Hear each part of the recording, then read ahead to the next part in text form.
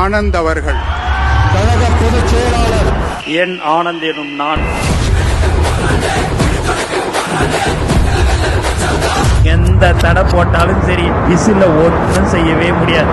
தண்ணி ஒருத்த படிச்சு வரான், விசில் ஒண்ணு அடிச்சு வரான், கட்டைய வச்சா உடச்சு வரான் தளபதி. பக்கத்துல புஷி ஆனந்தை வச்சுக்கிட்டு மாநாடுல எப்படி நடத்தி காட்ட முடியும்? நடந்தா உருமு சின்ன வெற்றி அடைஞ்சா ஒலிக்கு சின்ன தளபதிக்கே பிறந்த சின்ன விசிலடி. பணத்தை சேர்க்கும் இந்த அரசியலை தேடி சனத்தை காக்கும் ஒரு தலைவன் வரானே.